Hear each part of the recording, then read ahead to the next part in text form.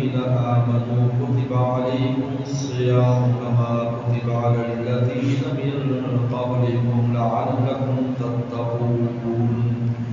وقال النبي صلى الله عليه وسلم قال الله تعالى الصوم لي وأنا أجزي به، وكما قال عليه الصلاة والسلام صدق الله صدق رسوله النبي الكريم.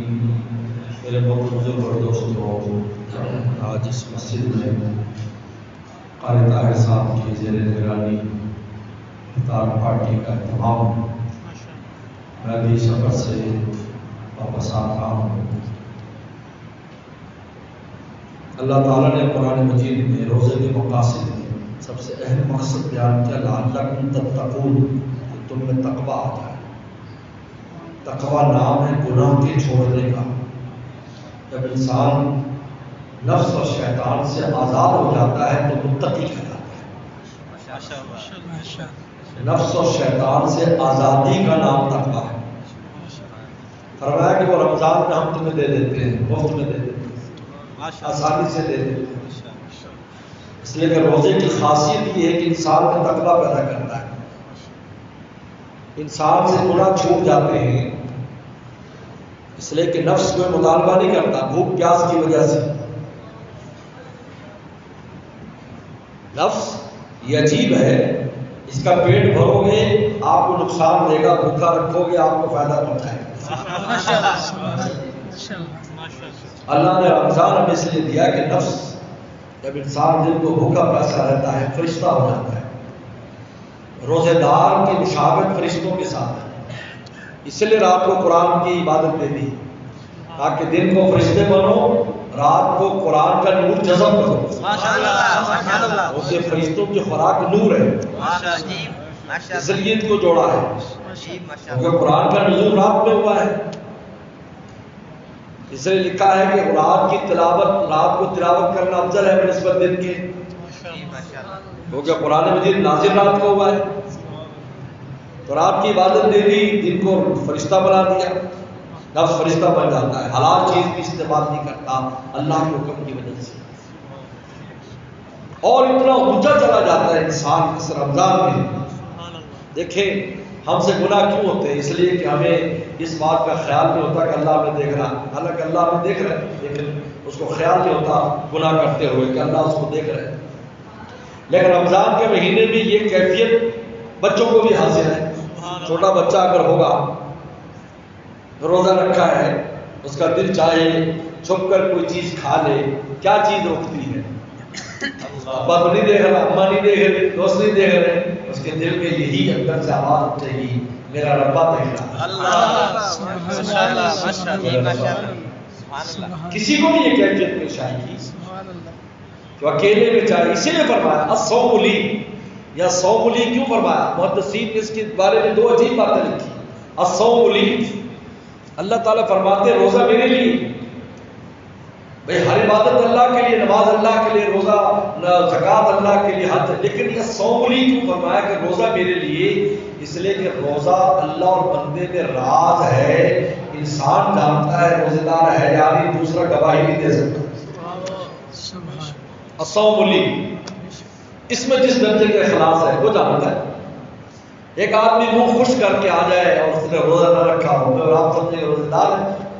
ایک آدمی تر و تازہ معلوم ہو، تیل لگا کر آ جائے۔ ہمارے والد صاحب رحمۃ اللہ علیہ کیونکہ مہاجر تھے اور بڑے حالات ایسے گزرے، باون نگر میں فاقے بھی گزرتے تھے، تو وہ نصیحت کیا کرتے تھے کہ باہر نکلو تو ہونٹ پر تیل لگانا، لوگ سمجھے حلوہ کھا کے آیا، تمہارے فاقے کا اللہ کو پتا، لوگوں کو تو پتا نہ چلا، تیل لگا کر یہ بھی تو ابھی بھی کھا گیا ہے، یہ بھی کھا گیا۔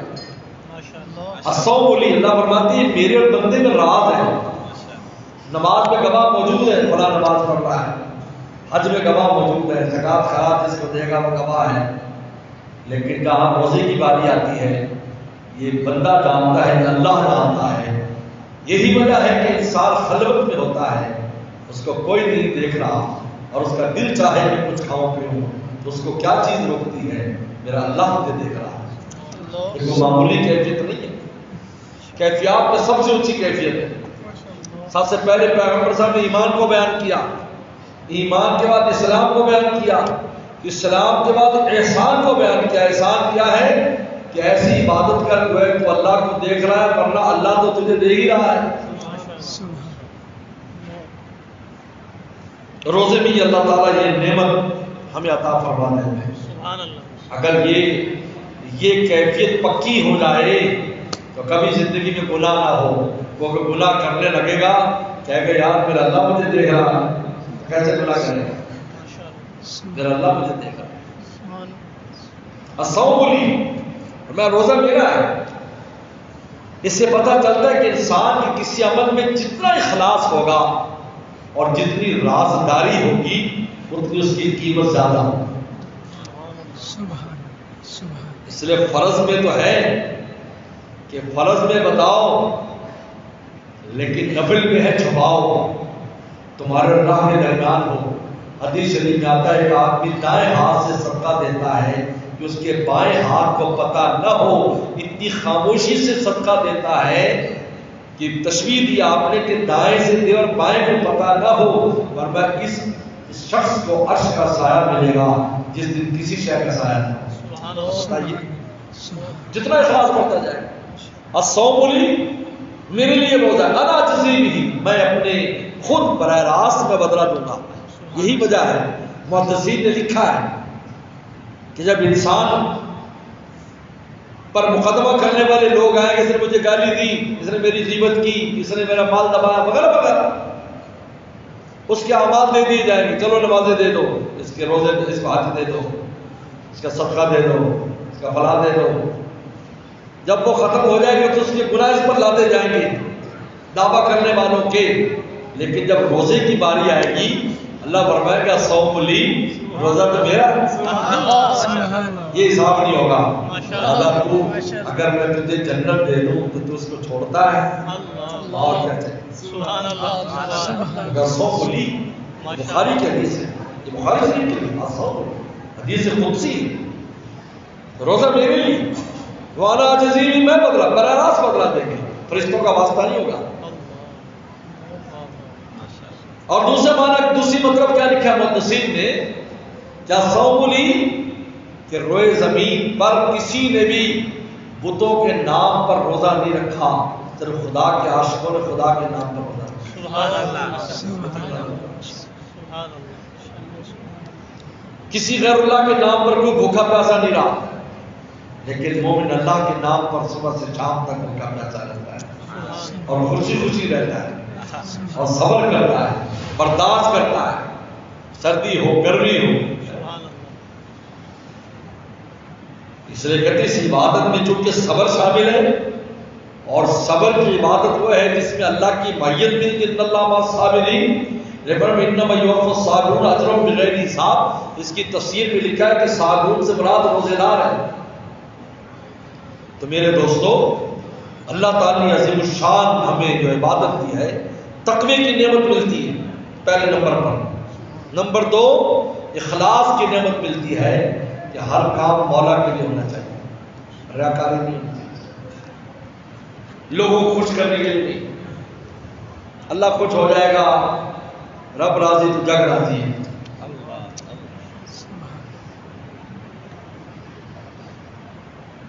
الہیت، مولا کو راضی کرنے کے ہر کام سے پہلے سوچے میں کس لیے یہ نیکی کس لیے کر رہا ہوں، اللہ کے رضا کے لیے۔ کہ روزہ ہمیں دعوت دے رہا ہے، روزہ ہمیں بتاتا ہے۔ اور رمضان ہمیں تیسرے نمبر پر قرآن مجید کے ساتھ تعلق کی دعوت دیتا ہے کہ قرآن کے عاشق بن جاؤ۔ اس مہینے کو جتنا بڑا مقام ملا ہے وہ قرآن کی وجہ سے ملا ہے۔ لیلۃ القدر جو ہے، ایک رات تو گزر گئی، کچھ راتیں باقی ہیں۔ لیلۃ القدر کا اتنا مقام کس کی وجہ سے ہے؟ قرآن مجید کی وجہ سے۔ اِنَّا أَنزَلْنَاهُ فِي لَيْلَةِ الْقَدْرِ۔ تو آپ مجھے بتائیں کہ جب نزول جس زمانے میں قرآن آتا ہے اس کی اتنی قیمت ہے، تو جو آدمی خود قرآن سے تعلق لگائے گا تو اس کی کیا قیمت ہوگی؟ جس حافظ قرآن کے سینے میں قرآن ہوگا تو اس کی کیا قیمت ہوگی؟ قرآن سے تعلق لگاؤ۔ پکا تعلق، کچا نہیں۔ رمضان کے بعد بھی قرآن مجید کے ساتھ رابطہ رکھو۔ اللہ نے یہ نہیں دیا رمضان میں کہ بھائی بس رمضان تک ساری چیزیں باقی چھوڑ بس ختم۔ ہمارا عجیب حال ہے، ہمارے شیخ فرماتے تھے شاہ کی مختر صاحب، ہماری زندگی اس میں گزر جاتی ہے کہ اپنا برتن مانجنے میں گزر جاتی ہے، گندا کرتے ہیں، مانجتے ہیں، گندا کرتے ہیں۔ بھائی برتن تو ایک دفعہ مانج کے اس میں مال ڈلوانا چاہیے کہ ایک رمضان جب آئے اس میں جو تقوی کی، تعلق اللہ کی، قرآن کی، اس کی جو کیفیت ہو، اگلے رمضان میں اس میں اضافہ ہونا چاہیے۔ ہمیں ریورس گیئر لگ جاتا ہے جو پہلے وہ بھی ختم ہو جاتا ہے، نمازیں چھوٹ جاتی ہیں، تلاوت چھوٹ جاتی ہے، گناہ شروع ہو جاتے ہیں۔ کہتا جی بس اب رمضان ختم ہو گئے، شیطان چھوٹ گیا۔ اس کا کیا مطلب ہے؟ اتنی کمزور ہیں ہم۔ اللہ نے اسی لیے تو ہمیں روزہ دیا ہے بھی تکڑے ہو جاؤ، بعد میں شیطان آئے بھی تو اس کو ہم ٹھونک کے بتا دو کہ اب مولا کے ہو گیا، ہم تیرے نہیں رہے، اللہ نے اس مہینے میں اپنا بنا لیا، ہم تیرے کھاتے بھی نہیں ہیں۔ اللہ یہ کہ کمزوری دکھائے انسان۔ رمضان کے بعد بھی اس سبق کو لے کے چلنا ہے تاکہ اگر رمضان میں آئے تو اور ہمیں ترقی ہونی چاہیے۔ بس میرے دوستو مختصر سی بات ہے لیکن بہت اہم بات ہے کہ ہمیں رمضان کے بعد بھی دیکھنا ہے کہ آئے یہ جو نعمت ہمیں حاصل تھی اب وہ برقرار ہے یا نہیں، ہماری تلاوت برقرار ہے یا نہیں، ذکر اذکار برقرار ہے یا نہیں، گناہوں سے دوری برقرار ہے، یہ بات بھی ہمیں دیکھنا۔ تو بہرحال اللہ ہمیں عمل کی توفیق عطا فرمائے۔ وآخر دعوانا ان الحمد للہ رب العالمین۔ اللہم لک الحمد کما تعلم صلی علی محمد کما تعلم وفرنا کما تعلم انک انت التواب الغفور۔ ربنا ظلمنا انفسنا وان لم تغفر لنا وترحمنا لنكونن من الخاسرين۔ اللهم انا نسألك الهدى والتقى والعفاف والغنى۔ اللهم اصلح عاقبتنا في الامور كلها واجرنا من خزي الدنيا وعذاب الاخرة۔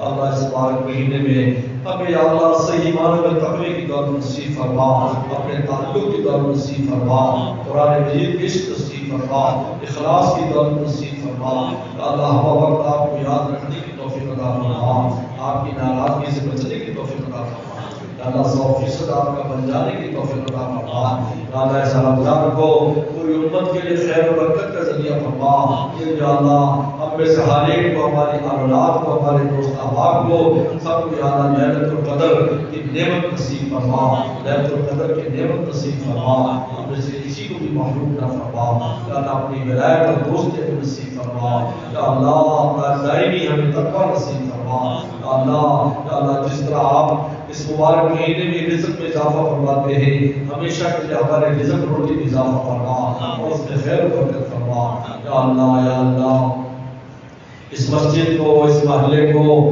اور اس شہر کو خوب برکت اور عافیت نصیب فرما۔ یا اللہ اس مسجد کی جلدی شاندار یا اللہ اشاعت کے مطابق اس کی تکمیل فرما۔ اللہ اس میں کام کرنے والوں کو خوب برکتیں، رزق آباد کرنے والوں کو خوب برکتیں اور نعمتیں نصیب فرما۔ آپ پر کرم کا معاملہ فرما، ہمارے مرحومین مرحومات کی مغفرت فرما، ہمارے بیماروں کو شفا عطا فرما، پریشان دوستی کی پریشانی کو دور فرما۔